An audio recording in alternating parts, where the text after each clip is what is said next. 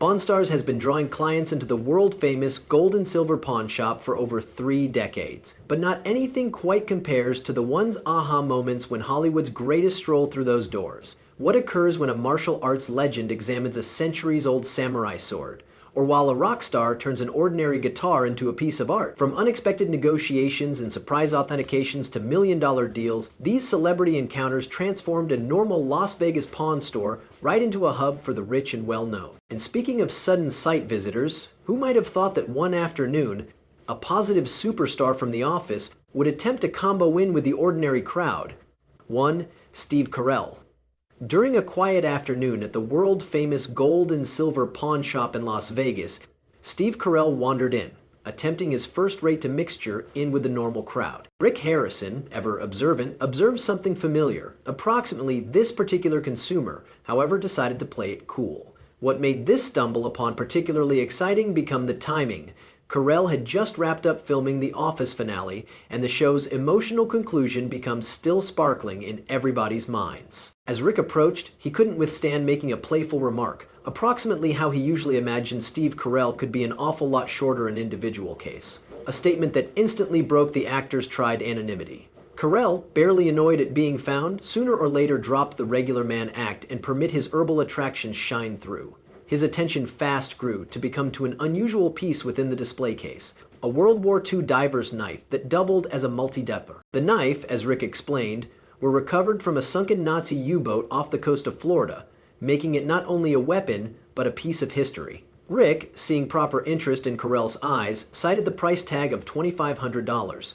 What observed became possibly one of the most uncommon negotiations in the shop's records. Instead of seeking to lower the rate, Carell kept raising his, gives first the $4,000 then $6,000, turning the typical pawn store haggling method on its head. Rick discovered himself inside the unusual function of getting to negotiate up rather than down. Carell explained his fascination with World War II artifacts, revealing that his father had served within the conflict and had frequently advised testimonies about similar multi-motive gear that saved lives in crucial situations. The actor's eyes lit up as he tested the knife's diverse features, from a bottle opener to a makeshift screwdriver, every element telling its personal story of survival at sea. Despite the escalating offers and private connection, Carell ultimately didn't purchase the knife. Instead, he revealed himself as an avid collector of historical memorabilia and promised to go back the following day to spend hours exploring the shop's treasures. Before leaving, he shared an interesting fun anecdote approximately how his person Michael Scott from The Office could probably attempt to trade the knife for a set of comedy props. 2. Bob Dylan. When Bob Dylan's self-portrait album from 1970 seemed at the counter, delivered in via a supplier named James, Rick knew he had to play this situation carefully. The album, no matter showing symptoms of age, turned into mainly unique because it marked Dylan's debatable departure from his people roots, a past that had divided his fan base at the time. The cowl artwork, painted by way of Dylan himself, showcased his lesser acknowledged expertise as a visual artist. Rick, maintaining crucial statistics to himself, negotiated the fee down to 50 greenbacks, knowing complete well that Dylan became performing right there in Las Vegas at the Caesars Palace. The timing could not have been extra ideal. Dylan was on the town for his never-ending tour, marking his 37th display in Vegas due to the fact that 1966 entered Chumlee, who was tasked with a unique assignment: song down Bob Dylan and get the album signed. Through what Rick later described as dumb luck, or Chumlee's sudden potential to be within the right place on the proper time, Chum controlled to discover Dylan outside his hotel. The mythical musician not handiest agreed to sign the album, but also presented to upload a non-public willpower. This is in which things took an out-fun turn. Chumlee, without questioning via the implications, asked Dylan to make it out to Chumlee. Rick's response to this well-intentioned blunder became valuable. He defined to a harassed Chumlee that a customized signature, whilst unique, in reality reduced the album's resale fee drastically. The entire incident left Old Man Harrison shaking his head from his wheelchair, watching yet another of Chumlee's properly that means errors unfold. The signed album now bearing the unique inscription, "To Chumlee, keep on truckin', Bob Dylan," He became an everlasting fixture in Chumlee's private series, serving as each a treasured lesson and a superb reminder of his stumble upon with one in all Song's best legends. Speaking of memorable encounters, what might show up when a sure martial arts superstar walked through the One's doorways wearing something that could make Rick's eyes miled up with dollar signs? 3. Dana White. When UFC president Dana White strolled into the shop, he wasn't just searching out any everyday collectible. He had his sights set on something exceptional. The timing of his go-to coincided with UFC 176 in Las Vegas, and White became in an incredibly exact temper following file-making pay in line with View sales. His attention immediately focused on a newly restored samurai sword that Rick had spent over 2 years refurbishing. The sword, dating lower back to the early 16 loads, had passed through a meticulous recuperation method, receiving true Japanese wood for its case and traditional take care of wrapping. Japanese sword professional Mike Yamasaki had valued the piece between 35,000 and 40,000 greenbacks, making it certainly one of the store's maximum valuable items. Rick had initially planned to hold the sword for his private series, but White's interest modified the whole lot. The UFC president, recognized for his astounding weapon collection at his Las Vegas domestic, did not simply need the samurai sword, he wanted every sword Chumlee had proven him. As the negotiations spread out, White offered an remarkable 30,000 greenbacks for the primary sword, and expressed hobby in 8 extra pieces displayed at the counter. The overall deal fest escalated to $60,000, leaving Chumlee, who had initiated the sale in spite of Rick's desires to maintain the sword, in a clumsy role.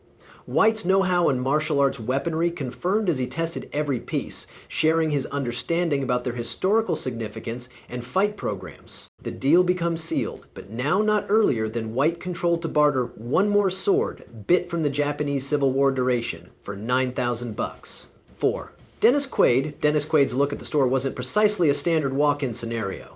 A client named Robert had introduced in a poster offering Quaid as President Ronald Reagan, claiming it bore the actor's proper signature.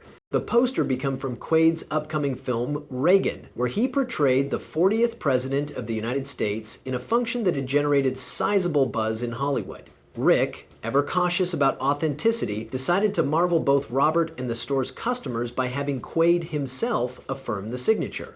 Known in the business world as the Reagan poster, Reagan says, the actor's arrival created quite a stir, in particular seeing that he became in Las Vegas, filming scenes for the Reagan biopic at various ancient locations. Quaid, dressed casually in jeans, at once addressed the poster's origins, confirming he had signed it for the film's manufacturer Mark Joseph. During the verification method, Quaid shared captivating insights approximately portraying Reagan, which include how he spent months reading the president's mannerisms and speech styles. He found out that he even learned to trip horses Reagan fashion for the movie's ranching scenes. The dialogue grew to become to Quaid's deep admirer for Reagan, describing him as a charismatic leader who won over the American human beings through his true nature. After confirming the signature's authenticity, Rick offered Robert 100 greenbacks. But Robert, emboldened by Quaid's presence, negotiated the rate up to $200. The deal became struck, with both parties glad, and Quaid adding his non-problem seal of approval to the transaction. As the store's popularity for celeb encounters grew, who could believe that the subsequent tourist might be a comedian ebook legend whose creations had fashioned cutting-edge pop culture? And what sudden piece of artwork might he be asked to authenticate? 5. Stan Lee. The surroundings in the store shifted dramatically, whilst a collector named Vince walked in with an original 1977 Spider-Man comic strip drawn by using John Romita and signed with the aid of both Romita and Stan Lee. The timing could not were greater perfect. Stan Lee became in Las Vegas for the grand starting of the brand new Avengers Station exhibit, creating a unique opportunity for authentication. The comic strip itself was exquisite, offering an unprecedented scene of Mary Jane in a bath, which Chumlee mentioned was mainly uncommon for comics of that technology, specifically given the Comics Code Authority's strict tips in the course of the 70s. Vince revealed he had purchased the artwork immediately from John Romita many years in the past throughout a comedian convention in San Diego in which Romita had been showcasing his authentic artwork. Given its precise nature and twin signatures, he hoped to get between $8,000 and $10,000 for it. The piece wasn't just any comedian strip. It represented a pivotal moment in Spider-Man's storyline, where Peter Parker's dating with Mary Jane changed into evolving beyond the typical superhero-civilian dynamic. This particular strip became part of a storyline that might later have an impact on important plot developments in the Spider-Man universe. Chum, slightly containing his excitement, organized to fulfill Stan Lee at the Avengers Station. The anticipation built as they waited in line, with Chumlee sharing his encyclopedic information of Marvel Comics. When they sooner or later met Lee, carrying his signature bright yellow sweater and tinted glasses, he greeted them. In a second that perfectly captured his showmanship, Lee pulled out a special magnifying lens from his sweater pocket to examine the signatures.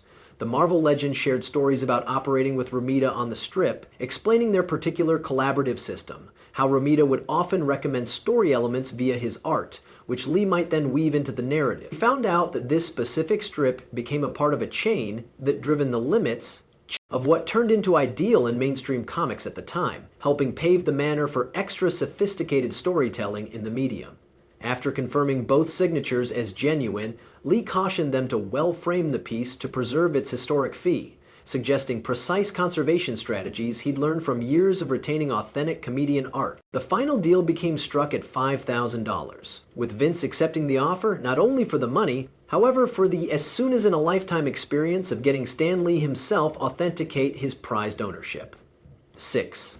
Mick Foley. When wrestling legend Mick Foley stepped into the Pawn Keep, he wasn't there to promote or purchase. He was there to authenticate a few particular portions of his own wrestling records. A dealer named Scott had delivered in gadgets an antique WWE Dude Love T-blouse and a Mankind mask, each supposedly signed by using Foley himself. The timing changed into mainly interesting because it coincided with WWE's 30th anniversary party of Mankind's debut, making those gadgets specially sizable to wrestling historians. Foley, wearing his signature flannel blouse and searching greater like a pleasant neighbor than a hardcore wrestling legend, right now launched into captivating memories about both items. He explained that the Mankind mask was initially crafted from leather and custom suited for his face, though nobody had taken into consideration what years of extreme wrestling fits could do to the material.